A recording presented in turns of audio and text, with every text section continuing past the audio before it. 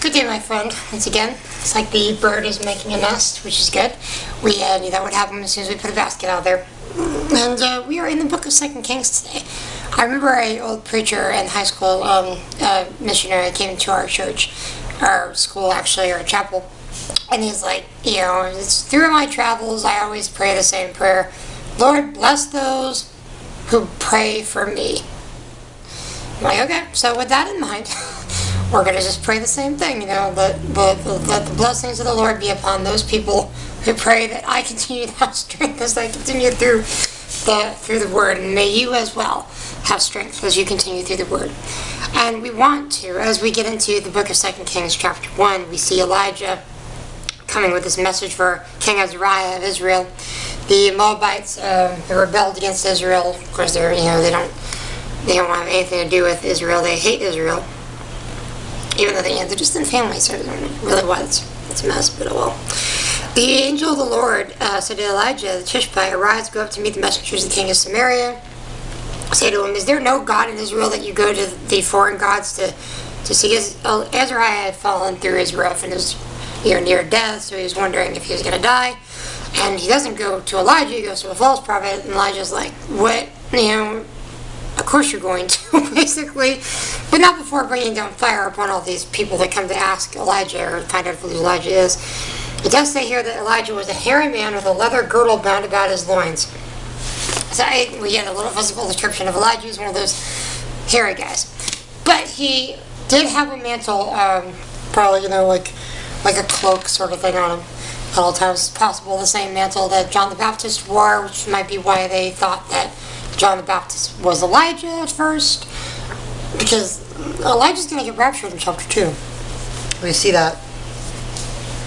As Ahaziah dies by the end of chapter 1, and Jerome, which is another son of Ahab, takes his place, says these things are not written, aren't all the rest of the acts of his life written in the books of Chronicles of the Kings of Israel. Again, possibly lost books, lost archaeologists, need to go find those. Have fun. Chapter 2, we see Elijah. He knows that he's going to be taken away. Elisha is Elijah's servant, and he is, like Jedi, either Jedi Master or Jedi Apprentice kind of thing. But he knows he's going to be gone. He knows he's going to be taken away, disappear. And Elisha's going to take his place. And Elisha wants a double blessing. And Elijah's like, if you see me when I'm taken up, then okay. And just like Enoch in Genesis, it said that he walked with the Lord and then he was no more because God took him. And we see that God buried Moses. Now Elisha is being taken away by a horse and chariots. I love this story as a kid. It's just like, you see this horse and chariots coming out of heaven to pick Elijah up. And people that talk about the rapture in the end times think that our clothes are going to get left behind when we get raptured. They take that from here, sometimes thinking that, because his mantle gets dropped to the earth. The same mantle which Elijah actually, before that, Elijah and Elisha had to cross the Jordan River. They threw the mantle on the river and it parted. So that's pretty cool. And so we have Elijah casting fire down upon the prophets. We had Elijah parting the water now, and he's about to go and get raptured, as it says here, that he is taken no more. Elijah no more. He took hold of his clothes and tore them into two pieces. It was Elisha. So my father, the chariots of Israel and its horsemen. He saw Elijah no more. So the mantle that Elijah had on was probably dropped to the ground. People think the rapture, our clothes are going to be left behind because of this event. I think it's just Elijah was so excited to be on this chariot and the horses and ready to go to heaven that he just went, woo, through the mantle. Like your jacket, just like that. You're like, I'm psyched, I'm ready to go, Lord, I'm ready to go. You see, he'd been ready to go for a while. Elijah had been ready, but he waited until it was the Lord's time. And he disappears. There's no death recorded here, it's just he disappears. Raptured. And of course the prophets are like, where did he go? And they go look for him and they can't find him anywhere because he's gone. Chapter 3, Elisha basically, Elisha, now he has the mantle, and now he's the prophet, and he gets a double blessing because there's actually twice as many miracles recorded by Elisha than Elijah. So that's pretty cool. Elisha was balding at this point, and a bunch of kids are making fun of him apparently, and he sends some bears to go kill them. Crazy. But I feel for you, Elisha. I know exactly how you feel. I'm going bald too. So, but I'm not going to command any bears to go do something crazy like that. We're at about 852 BC. So for that mantle to be saved from generation to generation through the priesthood, to be passed down to John the Baptist's dad, who was a priest, is not that unlikely, really, if you think about it. And if it could be a leather, if it's not going to get worn out in 800 years. So, but, and if it's kept securely, it's possible it wasn't worn out very much. Jerome, and this is the Bible, it's God we're talking about, so if he wanted it that way, he could make it that way. But there's nothing in the New Testament to indicate that was it.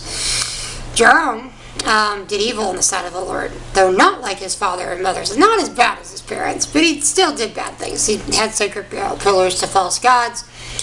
As Moab came against the king Jerome of Israel and Jehoshaphat of Judah, just a good king. A fun name to say, Jehoshaphat. He's always seeking. He's always seeking for the Lord. I love that. Is there a prophet we can talk about? What we should do about Moab? And they go, well, yeah, Elisha, son of Shaphat, is here, who used to pour water on the hands of Elijah, because he was his servant. The word of the Lord is with me. And you remember that, we don't hear a lot about Elisha until Elisha is prominent. Because Elisha's gone. Elijah is gone. But now he's there. And Elisha says, as the Lord lives, before whom I stand, I would not listen to you if it were not for Jehoshaphat, king of Judah. Bring me a harp.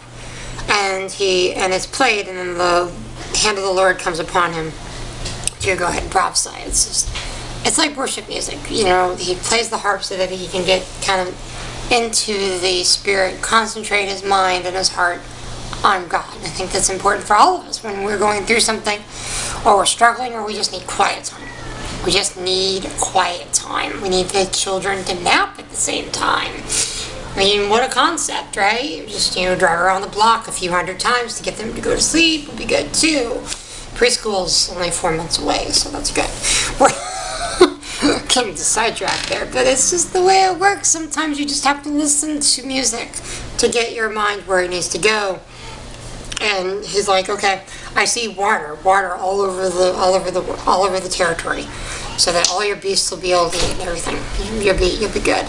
And the Moabites, they wake up in the morning and there's this water flowing from the Eden. I'm hungry. In a minute, sweetie. You just had cereal. Check that cup right there on the thing. It's got cereal in it.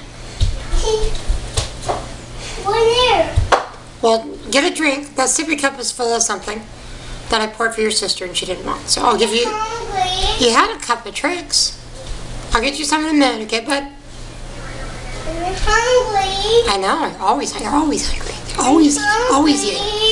And they're always talking about food too. What's up with that? Well, a minute, buddy.